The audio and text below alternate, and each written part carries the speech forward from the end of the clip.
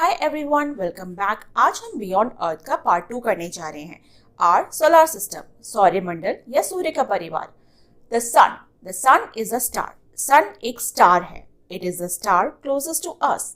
ये स्टार हमारे से बहुत पास है, यानी कि अर्थ के बहुत नजदीक है। It is an extremely hot spherical ball of gases. ये एक आग का गोला यानी हवा से बना हुआ बहुत ही गर्म स्फेरिकल बॉल जैसा है। The sun gives out a huge amount of energy. आप जैसे इस फिगर में देख सकते हैं, ये पूरा गैस से बना हुआ है और बहुत ही गर्म है। सबसे ज्यादा एनर्जी इसमें भरी होती है और ये हमें देती है। And that is why it glows so brightly. इस वजह से ये बहुत ही ज्यादा चमकता है। The sun produces heat and light and it is the main source of energy on the earth. सन जो है वो हमें हीट, गर्माहट देती है, लाइट देती है और हमारे अर्थ में सबसे जो मेन एनर्जी का सोर्स है, पृथ्वी पे जो एनर्जी का सोर्स है, ऊर्जा का सोर्स है, वो सन है। How big is the sun? कितना बड़ा है sun? It is about 100 times bigger than the earth in diameter. Earth से 100 गुना ज्यादा बड़ा है सन। अगर अर्थ को देखा जाए, उसका डायमीटर देखा जाए, तो उस हिसाब से अर्थ से 100 गुना ज्यादा है। And still it looks so small because it is very far from earth. फिर भी ये छोटा दिखता है क्योंकि ये बहुत दूर है हमारे अर्थ से, यानी पृथ्वी से। The distance of the sun from the earth is about 150 million kilometre. पृथ्वी से सूर्य की दूरी 150 मिलियन किलोमीटर है। A useful unit for expressing distance within the solar system is astronomical unit AU, which is approximately the distance between the sun and the earth. Solar system यानी सौर मंडल में एक चीज का दूसरे चीज से जो दूरी है वो एस्ट्रोनॉमिकल यूनिट में मेजर की जाती है, जो कि सन और अर्थ के बीच की दूरी के बराबर होती है। यानी astronomical unit AU is equal to 150 million kilometer. The sun being the brightest object and the source of light and heat on earth was elevated in most ancient civilization to the status of deity. सन जो है वो बहुत ही brightest object है, बहुत ही चमकीला object है। इस वजह से हमें पृथ्वी पर उसी से ही हमें रोशनी मिलती है और गर्माहट मिलती है। इसलिए हम पुराने ज़माने से लेकर आज तक हम उसको इंडिया में उसकी पूजा भी की जाती है। सन को सूर्य नाम दिया गया है, सूर्य देवता की पूजा की जाती है। The heat provided by the sun keeps the earth at a temperature that makes life possible. सूर्य से मिलने वाली जो गर्माहट है, रोशनी है, उसी से ही पृथ्वी पर लाइफ पॉसिबल है, जिंदगी पॉसिबल है। Sunlight is essential for plants to grow which provide food and oxygen to animals including humans. The sun is responsible for climate seasons, weather, water cycle, winds. Sunlight की वजह से ही plants grow करते हैं। पेड़ पौधों में photosynthesis होता है सनलाइट की वजह से, और वो ग्रो करते हैं, बढ़ते हैं, और वो हमें प्लांट्स जो है हमें ऑक्सीजन देता है, खाना देता है। सन ही रिस्पॉन्सिबल है क्लाइमेट चेंज के लिए, सीजन्स का चेंज होना, समर हो, विंटर हो, रेनी सीजन हो, जो कोई भी सीजन हो, वेदर का चेंज होना, वाटर साइकिल का चेंज होना, वाटर साइकिल का होना, विंड्स का होना, ये सारी जो चीजें होती है वो सन ही इसका मेन सोर्स है और मेन रिस्पॉन्सिबल है। All of which are important for sustaining life on earth. इसी वजह से अर्थ पे लाइफ पॉसिबल है। Our sun is also a star. सन भी एक स्टार है। So how is that the sun appears big and lights up the sky while the other stars look like bright dots in the night sky and are not even visible during the daytime? तो ऐसा क्यों होता है कि सन जो है star होने के बावजूद सन बड़ा दिखता है और वो पूरे स्काई को सनलाइट से भर देता है, लेकिन बाकी जो स्टार्स होते हैं वो क्यों हमें डॉट्स की तरह दिखते हैं और रात में दिखते हैं, जब वो डे टाइम में क्यों विजिबल नहीं होते, दिन में हमें क्यों तारे नहीं दिखते? However, the sun is much closer to us than the other stars, hence it appears much bigger than the stars. क्योंकि सन जो है वो हमारे काफी नजदीक है बाकी स्टार्स के मुकाबले। बाकी जो तारे हैं वो हमसे काफी दूर हैं और सन हमारे पास है, नजदीक है, इसलिए वो हमें बड़ा दिखता है। As the stars other than the sun are much farther away, they appear like points.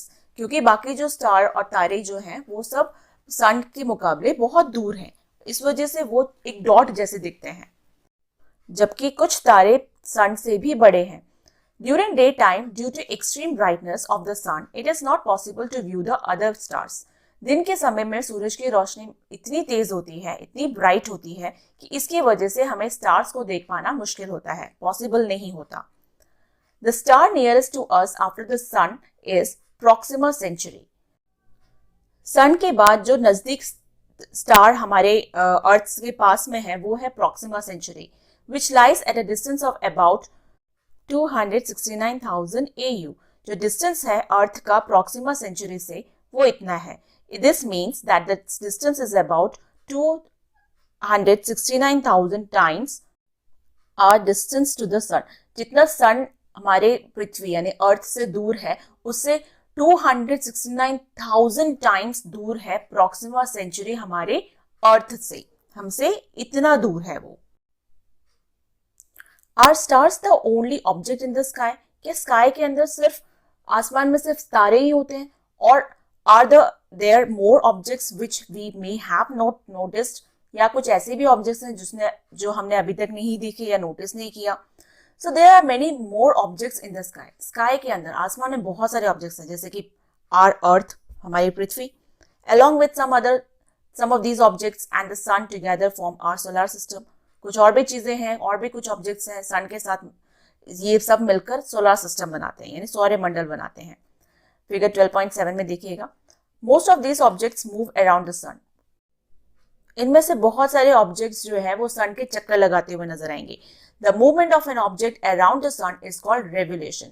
जो चीज सन के चारों तरफ चक्कर लगाती है उसको हम रेवोल्यूशन कहते हैं. जैसे ये आप फिगर देख सकते हैं, ये है सोलर सिस्टम, यहाँ सन है, यहाँ कुछ और भी ऑब्जेक्ट्स हैं जिसको हम प्लैनेट्स कहते हैं जैसे Mercury, Venus, Earth, Mars, Jupiter, Saturn, Uranus, Neptune. तो ये सारे प्लैनेट्स हुए. और एक आपको यहाँ पर एक अलग से कुछ दिख भी रहा है, इसको बोलते हैं एस्टेरॉइड बेल्ट. तो आगे हम इसके बारे में पढ़ेंगे डिटेल में. नेक्स्ट है planets. A planets is a large nearly spherical object that revolves around the sun. Planet जो होता है काफी बड़े और एक स्फेरिकल ऑब्जेक्ट यानी गोलाकार आकार में जो कि सन के चारों तरफ चक्कर लगाती है. Our Earth is a planet as it revolves around the sun as shown in figure 12.7. हमारी जो पृथ्वी है वो भी एक प्लैनेट है क्योंकि वो भी सूर्य के चक्कर लगाती है. The Earth takes nearly 1 year to complete one revolution. पृथ्वी को सूर्य के चक्कर लगाने में, एक पूरा चक्कर कंप्लीट करने में 1 साल लगता है. Like the Earth, there are other planets that revolve around the sun. जैसे कि पृथ्वी सूर्य के चक्कर लगाती है उसी तरह से बाकी प्लैनेट्स भी सूर्य के चक्कर लगाते हैं. While revolving around the sun, the Earth is also rotating about its axis. जब अर्थ पृथ्वी सूर्य के चक्कर लगाती है तो वो अपनी जगह भी, अपनी धुरी पर भी चक्कर लगाती है. For one full rotation, the Earth takes about 24 hours, which is called a day. एक पूरा रोटेशन करने में, अर्थ को अपनी ही जगह पूरा रोटेशन करने में, पूरा घूमने में 24 घंटे लगते हैं जिसको बोलते हैं पूरा एक दिन लगता है. Like the Earth, other planets also rotate about their axis while revolving around the sun. उसी तरह से जो बाकी प्लैनेट्स हैं वो भी सूर्य के भी चक्कर लगाती है और अपनी जगह पर भी वो खुद एक पूरा रोटेशन करती है. You will learn more about this in the next grade. आप अगले साल इसके बारे में और अच्छे से पढ़ेंगे अगली क्लास में. जैसे इस फिगर में दे रखा है, यहाँ प्लैनेट्स सन के चक्कर लगा रहे हैं. The 8 planets in order of their increasing distance from the sun are Mercury, Venus, Earth, Mars, Jupiter, Saturn, Uranus and Neptune. जैसे कि आपको दिख रहा है यहाँ पर 8 प्लैनेट्स अपनी सूर्य से कितनी दूर है वो उसी हिसाब से वो अरेंज्ड है. सन के सबसे जो पास में है वो है मरकरी, फिर उसके बाद वीनस आता है, फिर Earth, Mars, Jupiter, Saturn, Uranus and Neptune. और ये सारे प्लैनेट्स सन के चक्कर लगाते हैं. The inner 4 planets nearest to the sun, Mercury, Venus, Earth and Mars are smaller in size. जो सन के 4 प्लैनेट्स हैं वो बहुत जो नजदीक जो 4 प्लैनेट्स हैं मरकरी, वीनस, अर्थ और मार्स, ये छोटे होते हैं बाकियों के कंपैरिजन में. They have solid surfaces with rocks on them. उनकी जो सरफेस है वो बहुत सॉलिड है और उनमें रॉक्स काफी पाए जाते हैं. From ancient times various names have been used across India for the planets visible to the naked eye. पुराने ज़माने भी इन प्लैनेट्स को जो इंडिया में नाम दिए गए हैं, जो हमें खुली आंखों से दिखते भी हैं, जैसे कि मरकरी को बुध नाम दिया गया, वीनस को शुक्र, अर्थ को पृथ्वी, मार्स को मंगल, जुपिटर को बृहस्पति या गुरु और सैटर्न को Shani. Venus is usually seen shining brightly at dawn and dusk and is commonly called the morning star or the evening star, even though it is not a star.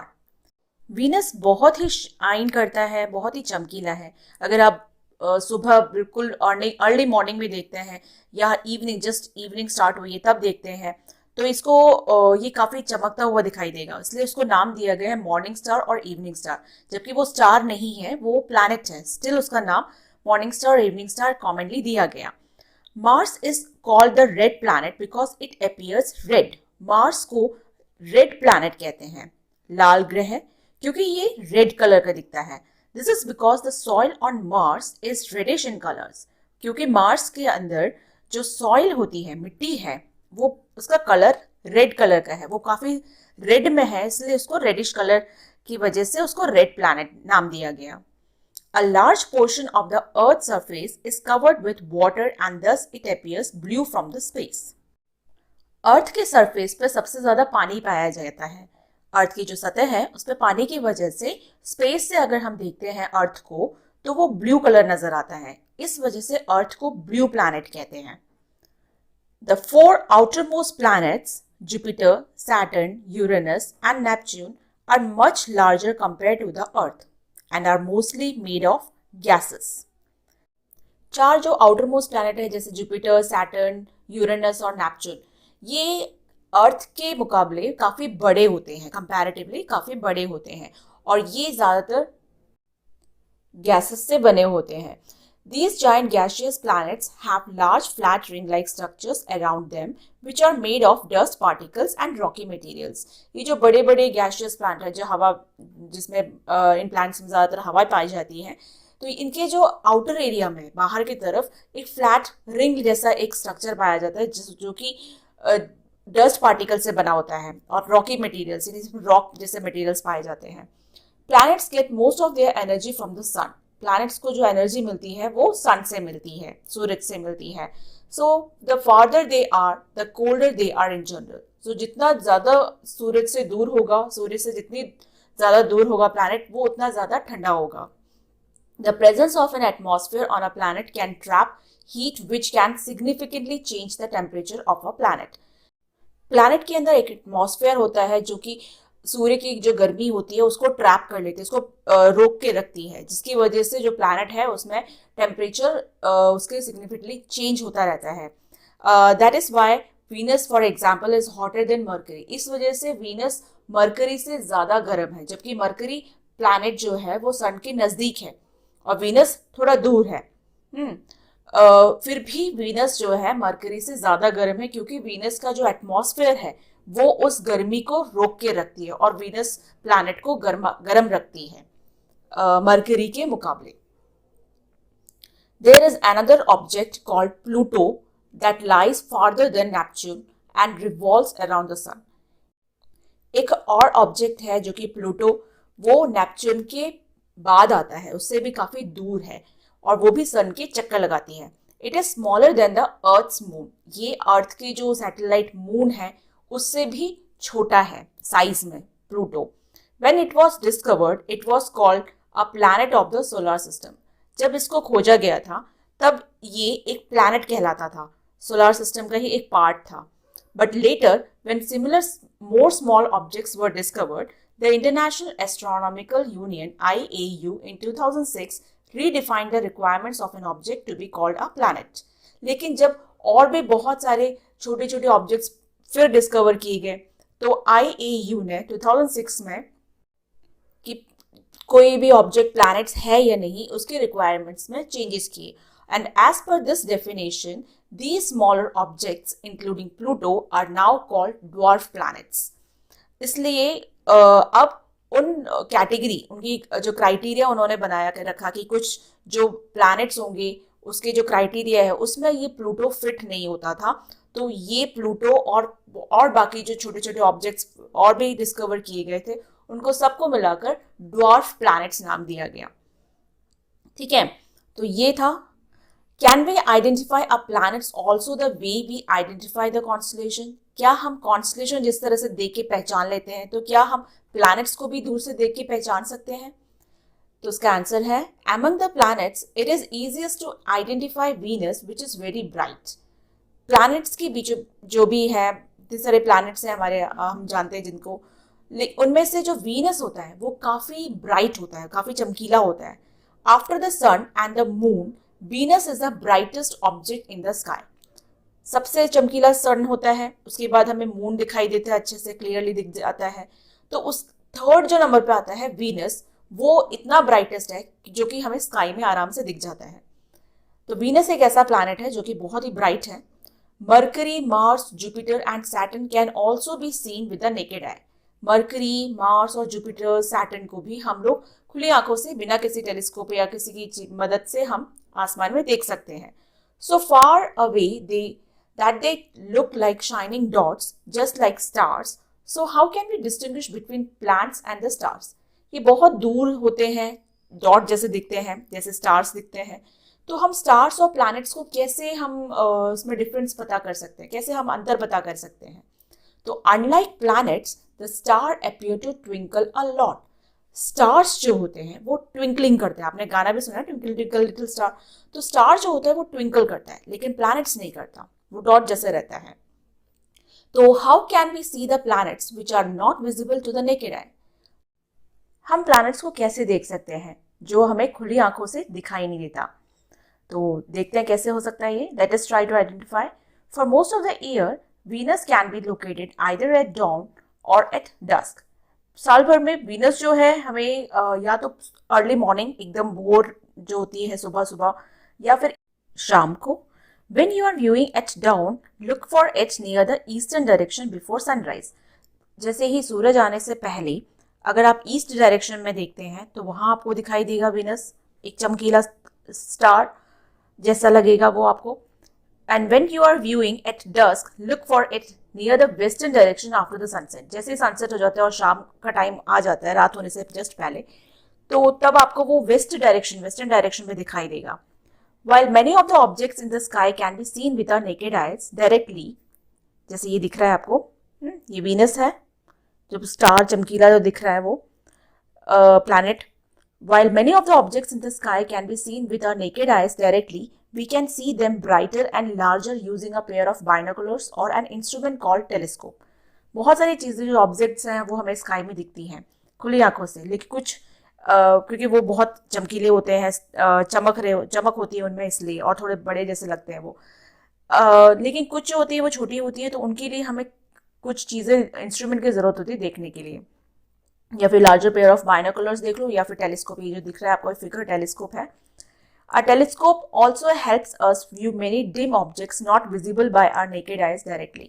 खुली आंखें से जो हमें चीज़ें दिख नहीं रही होती है, डिम जैसे दिखी होती है, बहुत ही धुंधली दिख रही होती हैं, तो वो हमें क्लियर करके दिखाता है telescope. You may get an opportunity to view the sky through a telescope whenever a night sky watching event is organized in your region। Night sky watching event इस तरह से ऑर्गेनाइजेशन एक संस्था जैसे करती है, देखा होगा आपने कभी। Many higher education institutions conduct night sky watching activities for school students। बहुत हायर एजुकेशन कॉलेज इंस्टीट्यूशंस वगैरह इस तरह से नाइट स्काई वॉचिंग एक्टिविटीज रखती है ताकि बच्चों को समझा सके, दिखा सके। There are many amateur astronomy clubs all over the country which organize sky watching events periodically। उसी तरह से एमेच्योर एस्ट्रोनॉमी क्लब्स भी बनते हैं काफ़ी कंट्रीज में इस तरह से, ताकि लोगों को और बच्चों को अच्छे से समझाया जा सके। Museums and planetariums also organise similar. Planetariums, museums वगैरह भी आपने देखे होंगे, दिल्ली बॉम्बे में होते हैं इस तरह से। तो काफ़ी स्काई प्लैनेट्स सिखाने के लिए, प्लैनेट्स कैसे होता है, उसका कॉन्स्टलेशन कैसे होता है, बनता है वगैरह, किस तरह से सब कुछ क्लियरली थ्रू टेलीस्कोप से काफ़ी ऑब्जेक्ट्स दिखाने के लिए। तो ये सब इस तरह से इवेंट्स बनाए जाते हैं, दिखाए जाते हैं ताकि समझाया जा सके। We know that planets move around the sun. Are there any objects that move around the planets? हमें पता है planets जो होते हैं वो सूर्य के चक्कर लगाते हैं. तो क्या ऐसे भी कोई objects होते हैं जो planets के चक्कर लगाते हैं? Yes, natural satellites कहते हैं उन्हें. तो objects that move around planets are commonly called satellites. ऐसे चीजें या ऐसे objects जो planets के चक्कर लगाती हैं उसको satellites कहते हैं. They are smaller in size than planets. ये planets से छोटे होते हैं size में. Moons are natural satellites of planets. In natural satellites को moons भी कहते हैं, इसलिए वो planets के चक्कर लगाते हैं. The Earth has one moon. Earth के चक्कर लगाने वाला जो satellite है उसको moon कहते हैं और उसका पास सिर्फ एक ही satellite है जिसको बोलते हैं moon. एक ही moon है वो. While Mars has two moons, जबकि Mars के पास दो satellites है, दो moons हैं जो कि उसके चक्कर लगाती हैं. Jupiter, Saturn, Uranus and Neptune have a larger number of moons. Jupiter, Saturn, Uranus और नेपच्यून के पास ज्यादा नंबर ऑफ मून्स है जो कि उनके चक्कर लगाती हैं. In general any object that moves around a much larger object can also be called a satellite. ऐसा कोई ऑब्जेक्ट जो अपने साइज से ज्यादा बड़े वाले साइज के चक्कर लगाती है तो उसको हम सैटेलाइट भी कहते हैं, कह सकते हैं. जैसे कि अर्थ जो है, अर्थ के साइज छोटा है, अर्थ से बड़ा सन है, तो अर्थ को भी हम सैटेलाइट कंसिडर कर सकते हैं, लेकिन हम जनरली इसको प्लैनेट्स ही नाम देते हैं. The moon, Earth's natural satellite, the moon, takes about 27 days to complete one revolution around the earth. अर्थ का जो नेचुरल सैटेलाइट है जिसको हम मून कहते हैं, मून जो है वो अर्थ के, पृथ्वी के चक्कर लगाने में, पूरा एक चक्कर लगाने में 27 डेज लेता है, 27 दिन लेता है. It is our nearest neighbour in the space. ये स्पेस में हमारे पृथ्वी के सबसे ज़्यादा नज़दीक वाला ऑब्जेक्ट है या सैटेलाइट है जिसको हम नियरेस्ट नेबर कहते हैं क्योंकि बहुत ही नज़दीक है वो. Unlike on the earth there is hardly any atmosphere on the moon. जैसे अर्थ में एटमॉस्फेयर है, मून में ज़्यादा एटमॉस्फेयर ही नहीं है, उसका एटमॉस्फेयर नहीं है. मोर टू नो में the moon is about 3,84,000 kilometre away from the अर्थ. जो मून है वो अर्थ से कम 3,84,000 किलोमीटर दूर है. अब हम जानेंगे कि that how big is the moon as compare to the earth. Moon जो है वो अर्थ से कितना छोटा है, अर्थ जो है वो मून से कितना बड़ा है. The moon is about the quarter the size of the earth in diameter. Earth के मुकाबले मून जो है वो अर्थ के 1/4 साइज है. The moon's surface shows circular bowl-like structures called craters. जो मून के सरफेस पे आपको एक गोलाकार एक बाउल जैसा शेप, कटोरे जैसा शेप जैसा दिखाई देगा, उसको हम क्रेटर्स कहते हैं, जैसे फिगर में दे रखा है. Most of these craters have been formed due to the impact of asteroids or rocks from the space hitting the moon surface. ये क्रेटर्स इसलिए बने हैं क्योंकि इसके ऊपर एस्ट्रॉइड्स गिरे थे, इस वजह से ये रॉकी स्ट्रक्चर जैसे सरफेस जैसा बन गया है. अच्छा, ये जो पिक्चर्स लिए गए हैं वो चंद्रयान 3 रॉकेट से लिया गया है, इसरो के द्वारा ये पिक्चर्स लिया गया है. ठीक है. The image taken by Cartosat ISRO and close up image by cameras on board Chandrayaan 3 ISRO. अच्छा, मून के ऊपर कोई एटमॉस्फेयर नहीं है, वाटर नहीं है, इसलिए वहाँ लाइफ भी नहीं है पॉसिबल है. These features stay on the moon surface for a very long time. और ये ऐसे ये जो फीचर्स है ये इस वजह से उसके ऊपर ये जो रॉकी जैसा सरफेस है ये उसके ऊपर सालों साल ऐसे ही रहते हैं. Along the although the moon is very far, humans have sent spacecrafts to explore and understand more about this moon. हालांकि मून काफ़ी दूर है लेकिन फिर भी हम लोग ह्यूमन जो है यानी हम लोग जो है वो स्पेसक्राफ्ट आज भी भेज रहे हैं उसको स्टडी करने के लिए, उसको समझने के लिए. हाँ, India has also launched 3 Chandrayaan missions to study the moon and a further mission is being planned. India ने भी 3 चंद्रयान भेजे मिशन ताकि स्टडी कर सके मून को कि क्या क्या हो सकता है, क्या क्या है पॉसिबिलिटी वहाँ पे.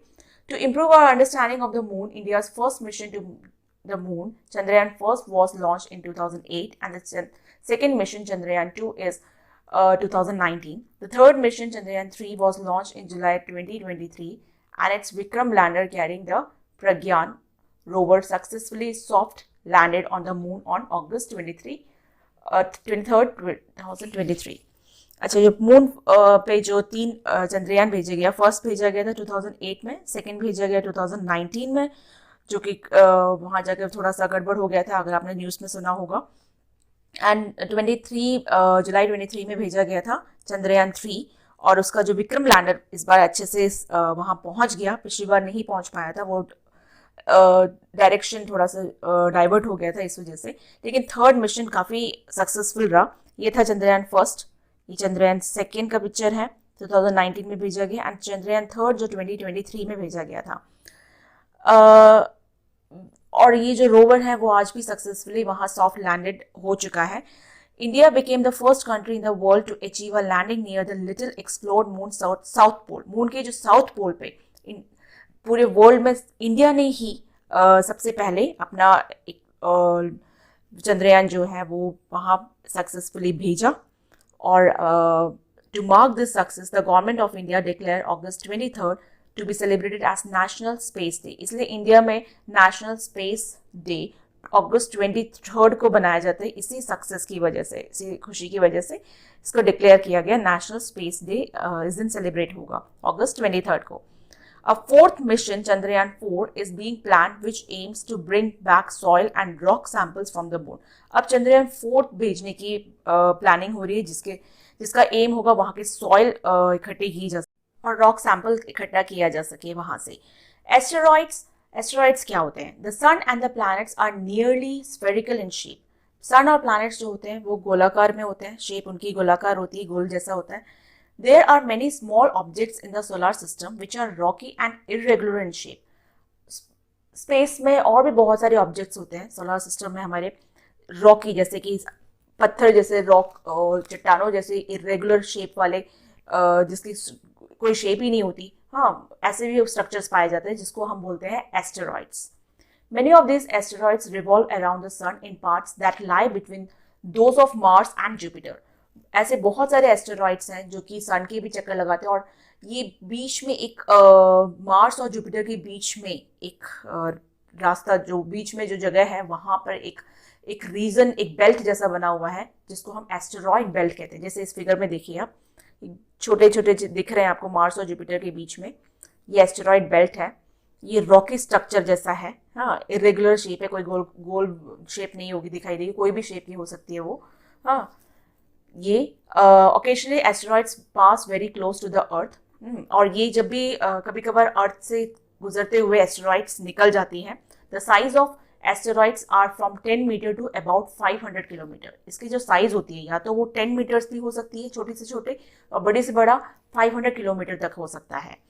कॉमेट्स क्या होता है? Sometimes we have visitors from the outer region of the solar system. कभी कभार क्या आपने सुना भी होगा टीवी में कि कॉमेट्स पास होने वाला है, हमारे अर्थ से पास, नज़दीक से गुजरेगा वगैरह। दीज ऑब्जेक्ट्स विथ लॉन्ग, ये इसका फिगर है कॉमेट्स का। These objects with long tails are called comets. जो उसकी जो एक टेल दिख रही है, पूंछ जैसी दिख रही है, वो कॉमेट्स हैं। They are made up of dust, gases, rocks and ice. ये किससे बने होते हैं? डस्ट से, धूल मिट्टी, गैसेस, रॉक से भी, और आइस का होता है।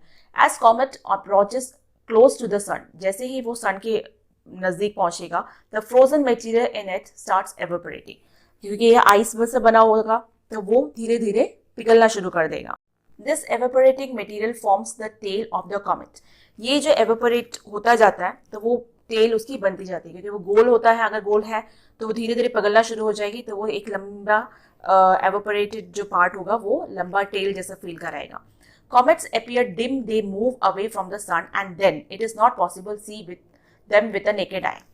धीरे धीरे ये कॉमेट जो है वो धुंधला होता जाएगा, डिम होता जाएगा, और दूर होते होते वो खुली आंखों से दिखना मुश्किल हो जाता है।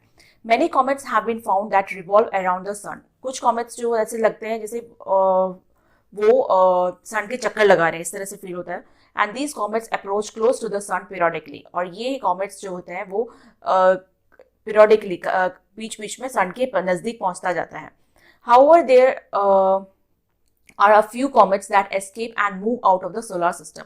कुछ ऐसे कॉमेट्स होते हैं जो सोलर सिस्टम से बाहर ही निकल आ जाते हैं।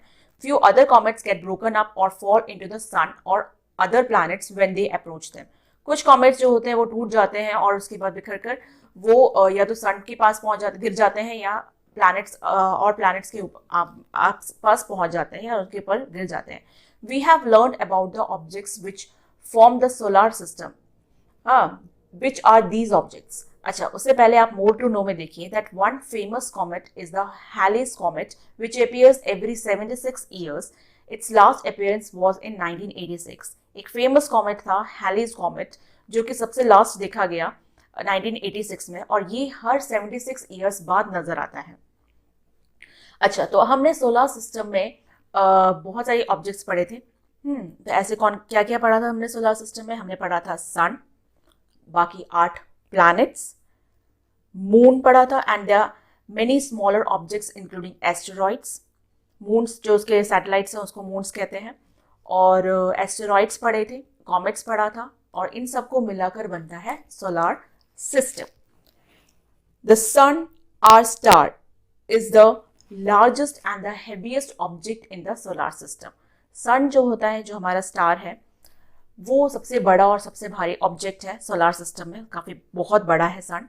The sun produces almost all the energy in the solar system. सबसे ज्यादा जो हमें एनर्जी मिलती है वो सिर्फ सन से मिलती है. सन ही प्रोड्यूस करती है सबसे ज्यादा energy.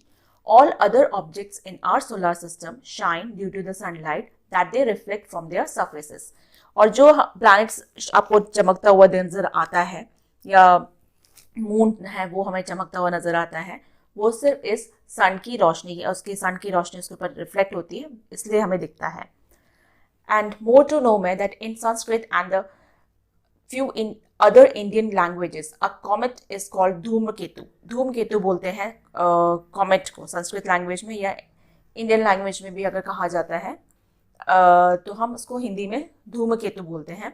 Various tribes in India also call it पुच्यतारा, स्टार विथ अ टेल. और भी बहुत सारे लोग इनका नाम रखा पुच्यतारा और जिंदिया तारा, तारो, star like a flag, जिंदिया.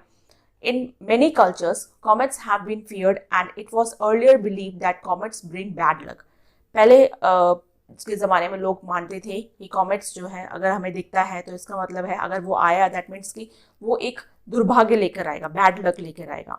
However, thanks to scientists, we now know that these are just icy rocky visitors making a trip close to the sun. अब हमें पता चल गया, साइंटिस्ट ने इसकी खोज की, इस वजह से हमें इसके बारे में नॉलेज हुई. अब हमें पता चल गया कि ये एक आइस का रॉक जैसा स्ट्रक्चर है और ये कभी कभी विजिट करता है, सन के आसपास होते हुए विजिट करता है हमारे पास. What is beyond the solar system? Solar system के बाहर क्या है? The Milky Way galaxy. In the moonless night sky viewed from dark locations away from the city lights, one can see an extended faint band of light from near north to south across the sky. अगर हम जिस दिन moon नहीं हो sky में और बिल्कुल अंधेरा हो और उस तरह में हमें सिटी लाइट से हम दूर हैं, तो हमें एक एक्सटेंडेड फेंट बैंड ऑफ लाइट दिखाई देगी नॉर्थ और साउथ के बीच में. देखो ये आपको दिख रहा है, ये लिया गया है लद्दाख से, लद्दाख इंडिया से, वहाँ से इस तरह से ये बैंड ऑफ लाइट दिख रही है. This our home galaxy called the Milky Way galaxy और आकाशगंगा. ये हमारा होम गैलेक्सी है जिसको हम मिल्की वे गैलेक्सी कहते हैं या आकाशगंगा कहते हैं. A galaxy has millions of to billions of stars. इस गैलेक्सी के अंदर करोड़ों अरबों स्टार्स हैं, मिलियंस एंड बिलियंस. और solar system is a part of our Milky Way galaxy, और हमारा जो सोलर सिस्टम है इसी मिल्की वे गैलेक्सी का एक पार्ट है. ये बहुत ही प्यारा मिल्की वे गैलेक्सी आपको दिख रहा है. The universe. What is beyond the Milky Way galaxy? Milky Way galaxy के बाहर क्या है? Universe.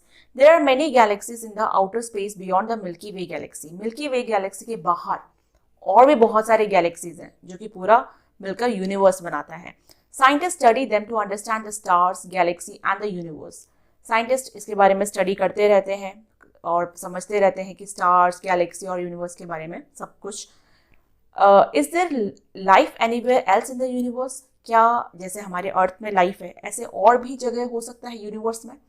So we do not know yet if life exist elsewhere in the universe. हमें अभी तक इसके बारे में कोई मिला नहीं है प्रूफ, इसलिए हम कह नहीं सकते. The search for life has been directed mostly towards exoplanets, the planets discovered revolving around other stars in our galaxy. तो अभी भी सर्च करते जा रहे हैं लोग, साइंटिस्ट वगैरह, कि जैसे हमारे प्लैनेट्स हैं सन के चक्कर लगाती है, तो सन इज अ स्टार, और भी ऐसा कोई स्टार है, उनके भी कोई प्लैनेट्स होंगे, वो भी उनके चक्कर लगा रहे होंगे, तो उनमें भी लाइफ पॉसिबल है।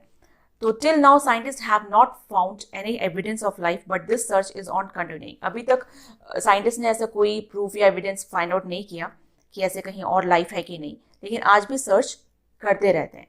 तो आप क्या सोचते हो इसके बारे में? आपने फिक्शनल स्टोरीज देखी होगी, मूवीज देखी होगी यूनिवर्स के ऊपर, मल्टीवर्स के ऊपर, एवेंजर्स काइंड ऑफ मूवीज वगैरह। हाँ, तो इस तरह से आप सोचिए, कमेंट्स में ज़रूर शेयर कीजिए आपके थॉट्स। नेक्स्ट वीडियो में हम इसके क्वेश्चन आंसर्स करेंगे। Thanks for watching. अगर वीडियो अच्छा लगे तो लाइक कीजिए, शेयर कीजिए, कमेंट कीजिए एंड सब्सक्राइब ज़रूर कीजिए। Till then, bye bye.